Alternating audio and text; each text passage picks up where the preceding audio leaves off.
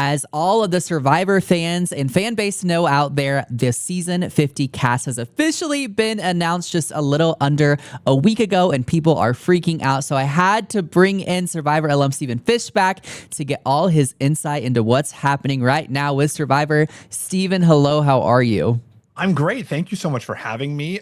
You're right. Just like the fan base is in a furor, a tizzy. A lot of people are very excited, and some people are, a little, enraged that their favorites didn't make the cast. So I'm thrilled to be here to talk about it. Yeah, well, I'm excited as well. Okay, so I want to start with something before we really get into the cast, which is an observation I saw that actually really struck me, which was season 50 has been dubbed in the hands of the fans, or that's the theme, what have you. But a note that a lot of fans that I noticed on social media were pointing out is that it's in the hands of the fans, but there was no fan vote for the cast, which is something they did for Second Chances, which is the season you were on. So do you feel that is an element that should have been incorporated, or what's kind of your thoughts on how they went about the casting process? Yeah, I wish they had a fan vote. I think that would have been a really nice feature of it. And I do sort of understand why they didn't have that vote. They want 50 to be representative of all the different eras, whether or not it is, we can talk about. There's apparently no players from the whole 20s. They wanted 50 to be a variety of different play styles. I think they wanted to be sure they had a mix of their favorites and fan favorites and, a few favorites from the network, CBS. And so I think they had like so many different demands for how to get the right cast together. But it does kind of feel like when the branding is in the hands of the fans and all we're getting to vote on is, what kind of, how much food they have or if there's idols, what we care about most is the cast. So I almost feel like it's a branding miss rather than an actual, but I get it. I understand why they did it. Yeah. So with that too, another note a lot of fans have been making is that maybe Jeff is like too involved, or maybe he's been selecting like his favorites. And obviously I don't have that depth of knowledge when it comes to kind of behind the scenes, but I was curious from the player perspective, if maybe you have like any kind of formulated opinion on that. Yeah.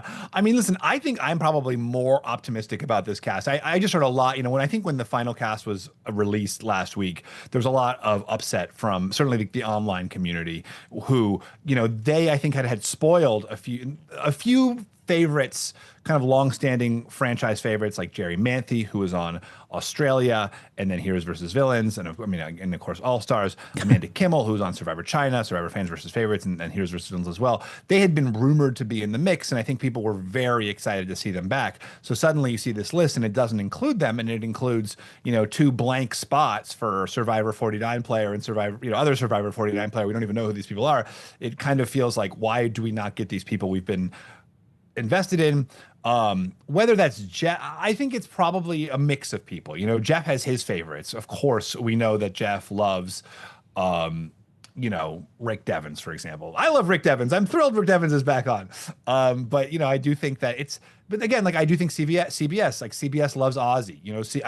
I bet that CBS was because I think Jeff has even said in the past, we like Ozzy. We don't necessarily want him on every returning season. CBS wants him on every returning season. So I think it's probably a mix of who is that fan favorite, like Genevieve or Camilla, or maybe you say Aubrey, who's really resonated with the fans. And then who are kind of like the franchise stalwarts that we have to have. And I'm sure it's like, a negotiation between a lot of different parties. Do you have any specific opinions on like if winners should have been included? Because as of now, we know that there's two winners, Kyle and D associated. We're not sure. We know there's two 49 players. We don't know if either of them ends up winning their season, which just wrapped up filming. But yeah, any thoughts on that? Because I feel like people always have very specific opinions too on if winners are included in returning seasons. I like the hodgepodge. I think it adds a new dynamic. I think any dynamic is fun. What's particularly interesting is that Jenna Lewis from season 1, Borneo, is on the cast. And she was the person who in All Stars really pushed this narrative of we should not have winners out here. We need to get rid of the winners right away. And that was one of the defining story arcs of All Stars. So, will Jenna Lewis have changed her ways, or will she be kind of banging that gong again? It'll be interesting to see. I think it adds some fun. I do kind of wonder if, season 49 player is also a winner, since there may be 3 tribes, and right now we have 2 winners. So there's a Mm. real possibility that one of those is the winner. But I do like it. I think it adds a fun element. And it also, if a winner wins, suddenly that's like its own story. Like Sandra winning Heroes versus Villains, having already won Pearl Islands was a big deal. Yeah. What about your thoughts on, a fifth of the cast being from the most recent 2 seasons? I feel like people were really upset about that. I mean, a lot of people had thoughts on, a large makeup of the cast being from the new era. But then when we looked at, a fifth of the cast being from the last 2 seasons specifically, people seemed pretty kind of taken back by that. That's my least favorite part of the new of the cast reveal. Actually, is that there are so many players just from these last 2 seasons. When especially when we're looking at the whole span of the show, the only person from seasons 41 to 44 is Jonathan, and there's so many great players in there who could have been cast. Jesse from season 43, Omer from season 42, Marianne from season 42 is another winner who I would have loved to see play again. And I think it, every All-Star season does heavily weight towards the most recent seasons. I think 9 players from my second season, Survivor Cambodia, had been on the previous 3 seasons. Survivor Heroes Villains took copiously from the previous seasons. Survivor Fans versus Favorites did that as well. I think they all kind of pick from the most recent seasons because they have to remember that, not everybody watching remembers 5 years ago. A lot of casual viewers are just remember who was right in front of them last season. Hmm. So I think they kind of have to do that. That said, it does seem a little bit overkill, especially when you have the whole scope of all of the seasons to pick from, and especially to have 3 players from season 48, which a lot of people really did not like, feels like a lot. I mean, Joe was a huge fan favorite among the casual viewer community. In the sort of social media world, there was a little less enthusiasm around him, but he was a giant fan favorite in the Survivor community broadly. So I absolutely see bringing him back. But I think both Kyle and Camilla I'd love to see them play again. I don't know if we needed them both on this next season. Maybe one of them, maybe neither of them, and like bring in some of the other players from other seasons. Yeah, I agree with that too. I was kind of annoyed with, I think, the 3 being picked from 48, but also it's like they all sort of kind of work together too in the end. So there's like no opposition between the 3, which was kind of frustrating. I don't know. No, Something. I totally agree with that. I think like when you cast players from a season together, you want there to be some tension between them. I Yeah. mean, from 46, you have Q and Tiffany who had who worked together, then they had then their alliance blew up and there was antagonism between them. That's an interesting dynamic that I'm excited to see play out. Emily and Dee, they did work together, but they're also they were not part of the same alliance necessarily. And so again, like I'm curious to see how they play together. But yes, with having a really tight alliance of Camilla, Joe, and Kyle, who never turned on each other throughout the whole game, it does feel a little bit kind of like, what is there left to see, from that? Yeah, yeah. Something a friend brought up to me last week after the cast was announced was like how the like heightenedness of social media and the high volume of social media's input and kind of take on Survivor now versus maybe old returner seasons has really impacted how the fan base feels about a lot of things. And something I've been seeing swirling around is this idea of like a pre-game or pre-season kind of alliance or gameplay to maybe target someone specific. And obviously that's not really possible with a brand new cast because they don't know each other. But obviously on these seasons, and we've known for a while that season 50 is going to be all returners, like specifically there's been names around about maybe like Stephanie or Charlie kind of doing this. So anything you've heard about that, and like, is that common with a returner season? Like any insight you can provide as far as that goes? Yes, I mean, I haven't heard the rumors for this season, so if you've got any you want to share, I'd love to hear them. But in general, it is the case that the returning players will pregame with each other, they'll message with each other, and invariably someone is going to start throwing names out from the other people because we're all in the same rumor mill. You're all hearing the same names in the ether of who might be cast and who definitely isn't. And so sometimes it brings players together before the game even starts to choose someone on the outs of that. What's interesting is that can either play out or not play out. In Heroes versus Villains, for example, everyone was saying we're going to vote out Parvati first.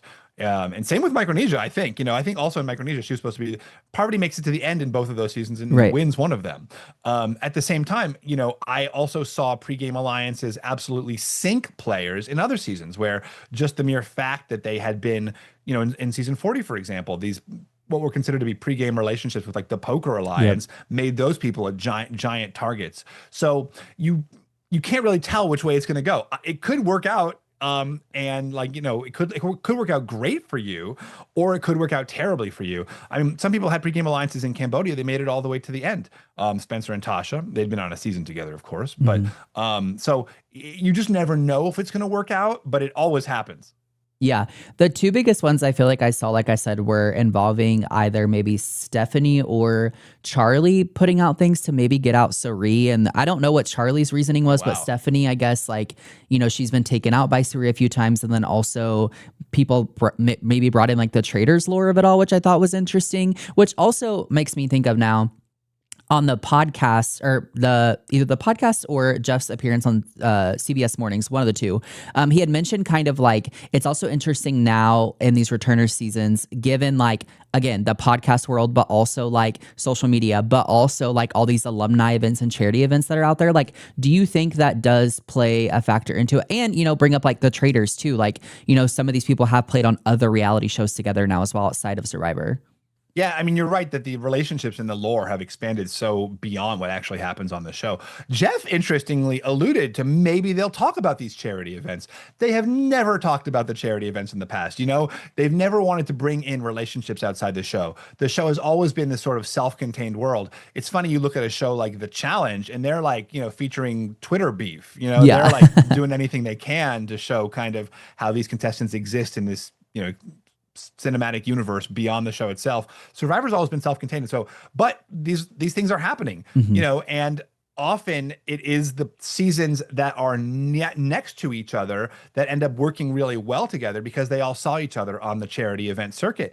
In Survivor Cambodia, the final 5 were all from seasons that were right next to each other, season 28 and 29. So, and that's not a coincidence, because they knew each other from around. They knew each other from going to these events together.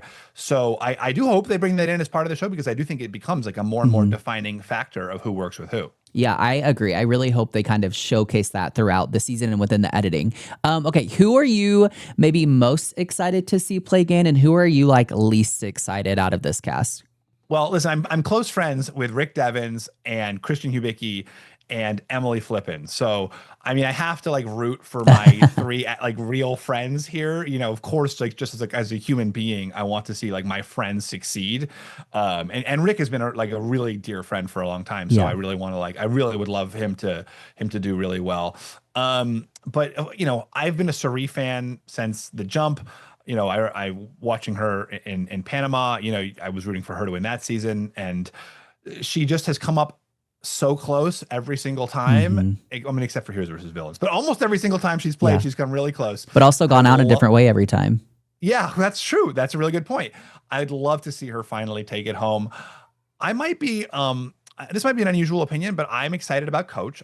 Coach played on my first season Token Sheens with me, and he is just such a fun theatrical character. I think he will bring a lot to the show. He's also now a dad, which he wasn't, and so I think that might change his perspective on the game. I'm kind of interested in that. There's some people I'm excited to see because they had an exciting game their first time, like Dee or Camilla, who I can't wait to see play again. How are they going to negotiate the second time? And there's people who, we haven't seen for 15 years, who I can't wait to see, how have they evolved? Are they going to try to play the same thing, or are they going to try to do something new?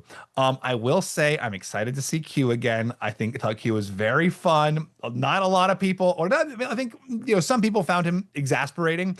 I really enjoyed him. In terms of the contestants I'm least excited to see, I don't know. I mean, I hate to say it because he's a nice guy, but like Ozzy, I don't know if I need to see him for his 5th time. Yep. When it does feel like there's diminishing returns every single time. Honestly, even Ozzy, I'm kind of excited for. I'm mostly just positive. What about you? Who are your highs and lows? Yeah, that's a great question. I would say, okay, I didn't watch the Heroes versus Hustlers versus whatever it was. Healers. But I am actually really excited to see how Chrissy fares because I've heard Yeah. nothing but good things about her original season. And I also Yeah. think that Ben's win was pretty controversial. So I'd kind of like to see how she does. I also have such a soft spot in my heart for Suri. I don't care how many times she's played. I don't care that she's been on every show for the last 2 years. And then I'm trying to think who else. I honestly am really excited to see how Jenna does because just having that season 1 representation, and also we haven't seen her since All Stars. Yeah. So like I think that will be really interesting. Who else? I also am really interested to see how both Emily and Genevieve do. And the reason I say that is I kind of think they had, like, they're very different people, but they had like parallel journeys on their seasons. Like they both came in a very specific way that was maybe a little bit off-putting to people. And then they kind of like turned a leaf and it was very, like it changed their games for the better, but neither of them were able to get to the end successfully. And so I'm curious to see like with a new kind of lease on life maybe, and like now knowing how the game works on the other side, and maybe with different casts, like how they'll fare. I guess those were all women though. Let me think of a guy. Hold on. Let me look.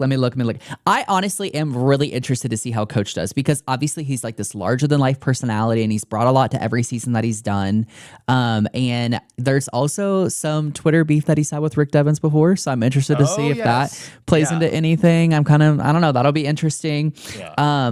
And okay, I know it's like so basic of me to say, and CBS Mornings did not shut up about it, but I really am interested to see how Mike White does and if he's actually able to make it far, because I feel like there's 2 takes right now in the fan base, which is like either he'll be out early because like he's going to be seen as such this big target, or he'll somehow make it far because, you know, people may be caught up in the White Lotus lore of it all. So I don't know. There is a lot of people I'm excited for. And I will say, as the days go on, I find myself a little bit more excited about the cast. I was definitely, I think, critical of the cast when it initially came out.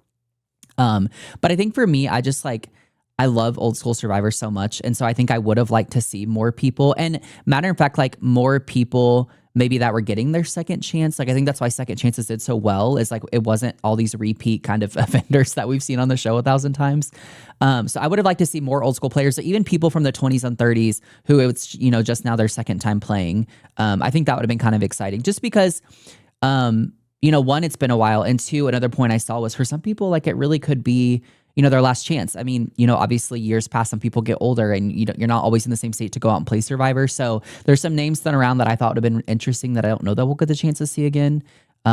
So yeah, I don't know. I'm not mad about the cast. And like I said, as time's going on, I think my biggest pet peeve is the fifth of the cast being from the last 2 seasons. Cause I just think like that could have gone to other people. And like you mentioned, Jonathan is like fine to me. Like if I was going to say someone I wasn't that interested to see, it'd probably be him. I just think he's like an obvious pick and it's kind of annoying to me. Like, I just think there's like so many people from this new era that were so strong. Like, I'd love to see Shan again. I'm such a Carolyn stan. Like, I would have loved to see her again as well. But I don't know. Also, it kind of would have been interesting to see someone like, James Jam or like Carson come back and play, given that like the Tika 3 is, well, first of all, they have a weird, like, seems like there's some turmoil in real life with that now, but also like it would just be interesting to see like these people that were in very specific alliances like have to play with a new cast. That's a good call. Yeah. And would not have any of their support. Now. Yeah. So I don't, there's just been so many good people that have come about. Omar is the big name I keep seeing thrown around as well, that people feel like he should have been on the cast. It'd have been nice to see him. But as you said, I'm very interested to see Q because he was pretty controversial his first time around. And also him and Tiff were close until they weren't, and they tried to get each other out once they got to merge. So I don't know. I think there's a lot of like really interesting choices made, and not only with the lore that we spoke about, but also like there's so many close ties on this season. I feel like even though like it's rumored that Stephanie could be coming for Surya, Stephanie and Surya do have a long time friendship. Also, you look at like Mike White and Angelina are good friends outside of the show, and the Joe, Camilla, Kyle, they've all been close. So I don't know. I just think there are like a lot of relationships that will come into play, and I'm really fascinated to see how like maybe that's all going to work out. I don't know. I mean, I think I agree with you. You know, I think the more I sit with this cast, like the more excited I am. Yeah. Where, you know, it's like, but you don't think anybody doesn't deserve to be there really, or I don't. You know, Yeah. I'm excited to see every one of them individually. I mean, even like, you know, Kyle and Camilla, I'm excited to see them play again. You know, Right. if I'm bummed that we're not getting someone like Sean Rector, from Yeah. season 4, who he's been in the mix to be a returning player since season 4. And he was such a great character. It would be so fun to see him get his, to your point, probably his last chance Yeah. to play the game. I would have liked to see Amanda Kimmel. If it had to be a 4-time Yeah. player, I would rather see her than Aubrey, because Aubrey was back more recently. Hmm. And we haven't seen Amanda since Heroes versus Villains, and Amanda's a mom now. She's 40. Like, what does 40-year-old mom Amanda? How does she play differently from the Amanda from, because China, who we saw her 3 times in 5 seasons. That's 2 years, Yeah. 2.5 years. So I'm bummed about those missed opportunities. And yes, like some of the early 40s characters, like Shan, who was such a huge character for the show, to not see her again is weird. Yeah. Jam too, Carolyn. But in general, I agree with you. Yeah. I'm curious too, like, what is your take on like the things that we did get to vote on, like the tribe colors and rice, or whatever it was, rice idols? Like I know I mentioned the casting at the beginning, but like, do you feel like there's more critical things that the fans could have had a say in for this season? I mean, honestly, things like idols or no idols, I think is pretty. Tribe colors feels trivial, although people are really excited. I think someone revealed Yeah. the tribe colors, and people are psyched about it. So, Yeah. fans made a great choice. But things like reunion or no reunion, which if anybody voted for no, for no live reunion, you're out. You're out of the Yeah. fandom. No, everyone is excited about the live reunion. And then, but like there are also fundamental gameplay choices, like, are there going to be idols or not?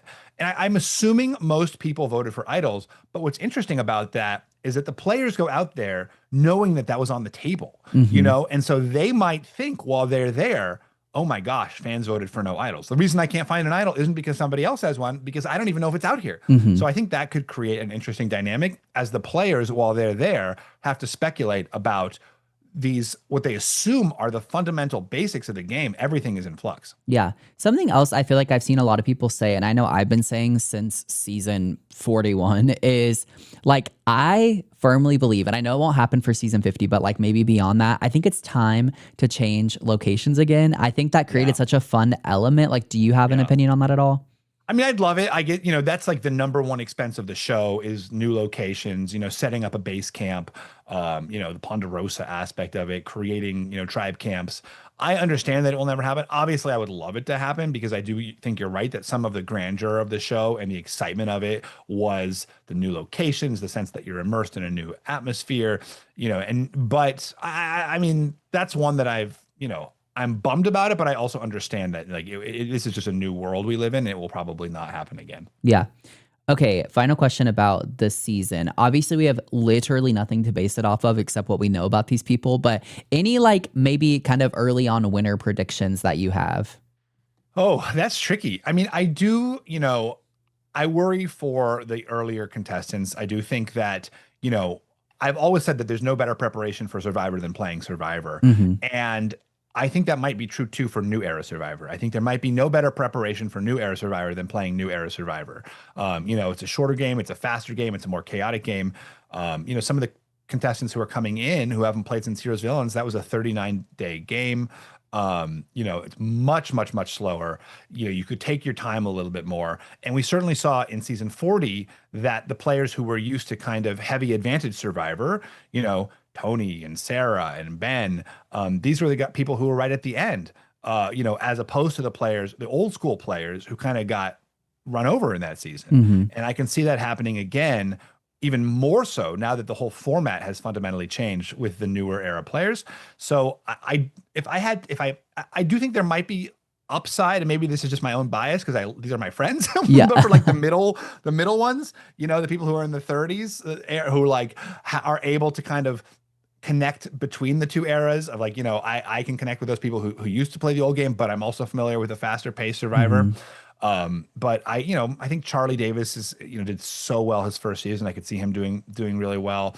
I think Tiffany might be one of it, because she was very strategic her first season. I think she could be someone who, does great this time around. I mean, again, like Sarita's went well every single time.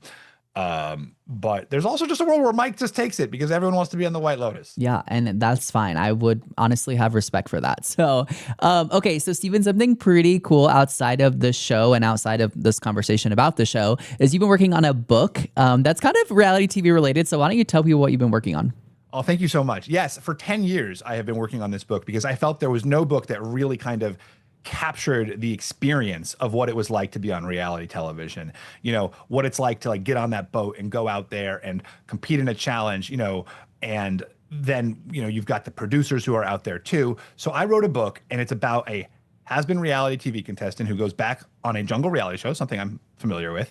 And while there, he's sort of desperate to reclaim his kind of past, you know, his past identity. He was a winner of his first season, and now he's desperate to like find that hit of success again. But he meets this manipulative producer who is coming off her own kind of traumas and wants to sort of force her vision for what like the show's narrative should be, and force people to kind of have the story arcs that she wants them to have. So they face off. You know, there's of course all the kooky contestants, you know, that I maybe not entirely based on people I know, but let's say inspired by people I know. You know, there's the office politics of working in production. And then of course there's the chaos and very real life dangers of being in the jungle itself. So I wanted it to be, you know, funny and exciting and have like a jungle thriller on top of office politics, on top of, you know, a game show. So I think that anybody who's interested in Survivor and reality TV will enjoy this book. It's called Escape with an exclamation point. So it's Escape. And you can buy it now at stephenfishbach.com. That's STEPHENFISHBACH.com. Perfect. Escape. Don't miss out on your copy and get it right now. Well, Stephen, thank you so much for taking the time to speak with me and break down this crazy Survivor Season 50 cast. We always appreciate it. And like I said, get your copy of that book. Thank you so much. This was a pleasure to be here.